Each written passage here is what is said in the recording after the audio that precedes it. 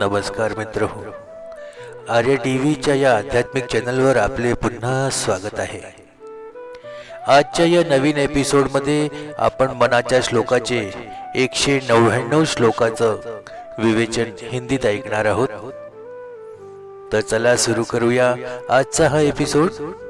आजचा श्लोक आहे, अति जीर्ण विस्तीर्ण ते रूप आहे, तेथे तर्क संपर्क तोही नसाहे, अति गूढ ते दृश्य तत्काळ सोपे, दुजे वीण जे खूण स्वामी प्रतापे. मराठी भावार्थ ऐकूया. स्वामींचं रूप अत्यंत जुने, व्यापक आणि अपार आहे. ते कोणत्याही तर्काच्या मर्यादेत बसत नाही. साधारण डोळ्यांनी पाहता ते रूप अतिशय गूढ वाटतं, पण जेव्हा स्वामींची कृपा होते तेव्हा तेच दृश्य अतिशय सहज आणि स्पष्ट दिसू लागतं. इतर कुठल्याही माध्यमाशिवाय केवळ स्वामींच्या प्रतापामुळेच त्याचं खरं स्वरूप समजून येतं. ही अनुभूती बौद्धिक चिंतनातून नाही तर प्रत्यक्ष अनुभूतीतून मिळते. म्हणूनच जेव्हा कृपा होते तेव्हाच हे दिव्य रूप कळतं. इतर साधनं ते समजून घेण्यासाठी अपुरीच असतात. हिंदी भावार्थ सुनते हैं. स्वामी का रूप अत्यंत प्राचीन, व्यापक और विस्तृत है. यह किसी भी तर्क या बुद्धि की सीमा में नहीं आता. वह दृश्य पहली दृष्टि में अत्यंत रहस्यमय लगता है, लेकिन जब स्वामी की कृपा होती है तब वही रहस्य सहजता से समझ में आने लगता है. इसे समझने के लिए किसी अन्य साधन की आवश्यकता नहीं होती. केवल स्वामी के प्रताप से ही यह स्पष्ट होता है. यह अनुभूति केवल तर्क या विचार से नहीं बल्कि आत्मिक अनुभव से होती है. इसलिए स्वामी की कृपा ही उसका असली रहस्य जानने की कुंजी है. आइए इसका विस्तृत विवेचन सुनते हैं.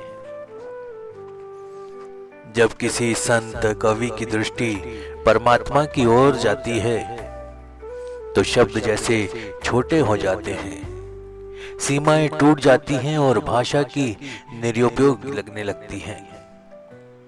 रामदास स्वामी ने इस श्लोक में उसी अवस्था का वर्णन किया है.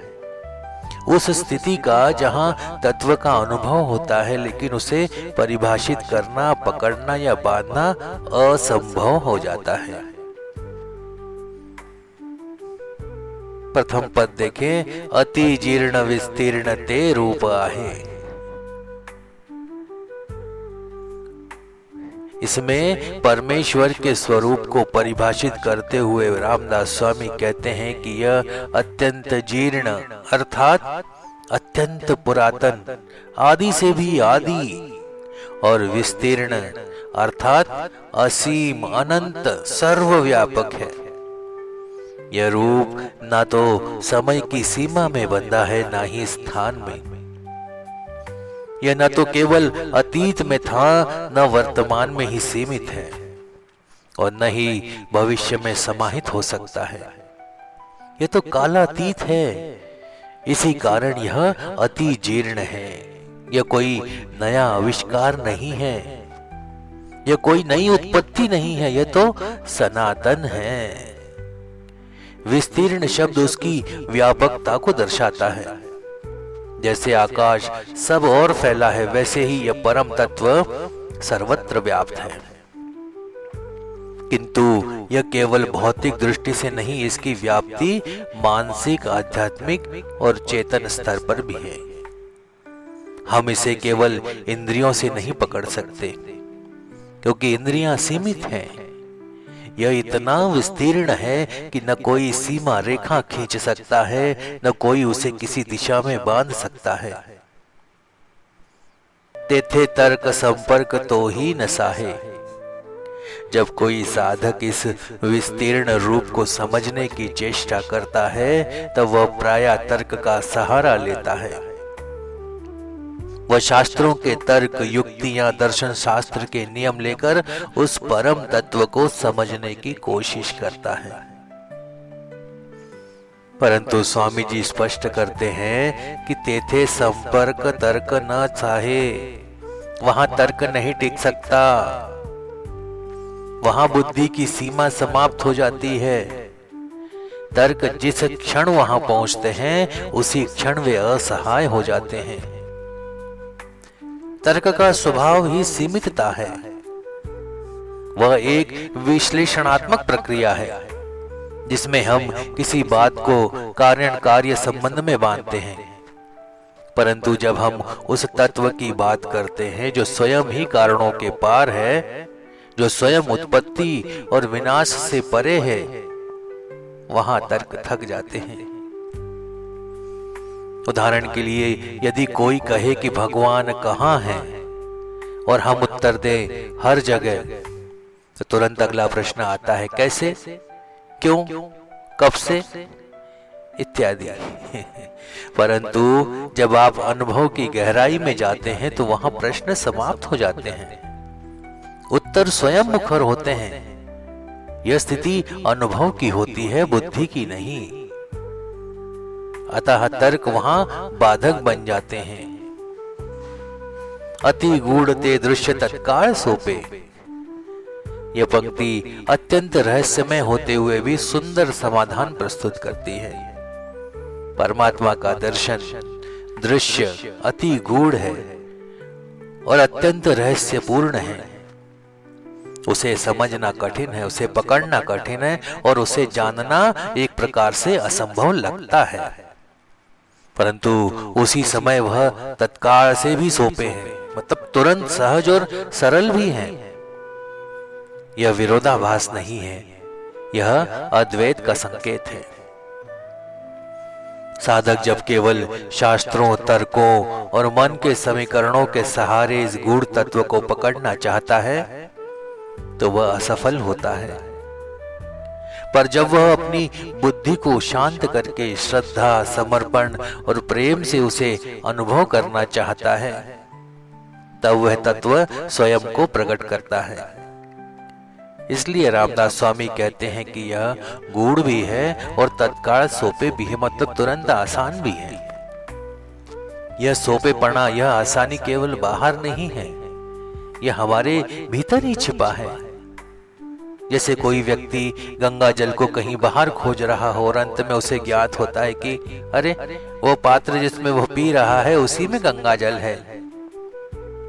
वैसे ही यह परमात्मा हमारे भीतर ही है, अत्यंत सुलभ है, परंतु हम उसे बाहर ढूंढने के कारण असफल होते हैं। दूजे वीण जे खूण स्वामी प्रतापे, यह अंतिम पद इस पूरे श्लोक की आत्मा है। यह उस सत्य की ओर संकेत करती है कि परम रहस्य की अनुभूति केवल स्वामी के प्रताप से ही संभव है, अर्थात गुरु कृपा से।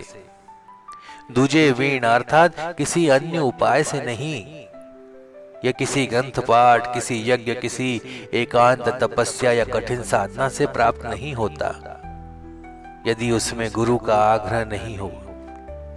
स्वामी प्रताप, इसका अर्थ केवल गुरु के बाह्य बल से नहीं है, यह उस चेतना से है जो गुरु के द्वारा साधक के भीतर जागृत होती है।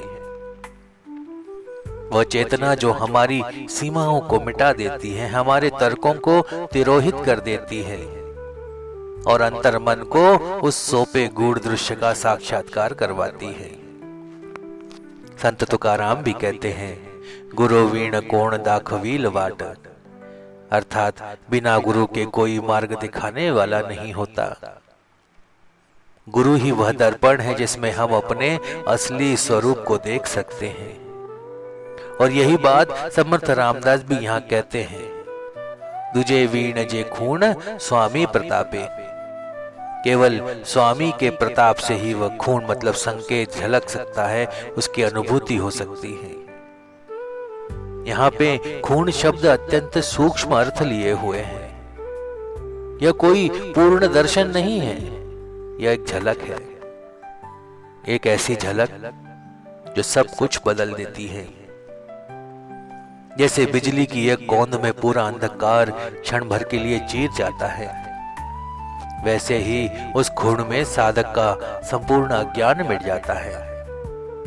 वह जो अब तक केवल तर्क, मत और मतांतर में उलझा था, वह अब सीधे साक्षात्कार की ओर बढ़ता है। यह पूरी प्रक्रिया गुरु के बिना संभव नहीं है, क्योंकि गुरु ही वह दर्पण है जिसमें आत्मा अपना असली स्वरूप देखती है।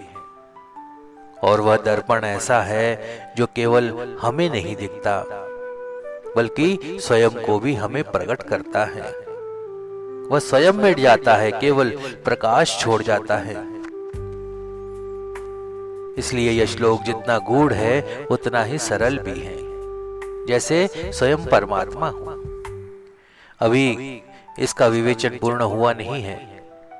आगे के 2 एपिसोड में हम इसे पूर्ण करने का प्रयास करेंगे। आज का ये एपिसोड हम यही समाप्त करते हैं।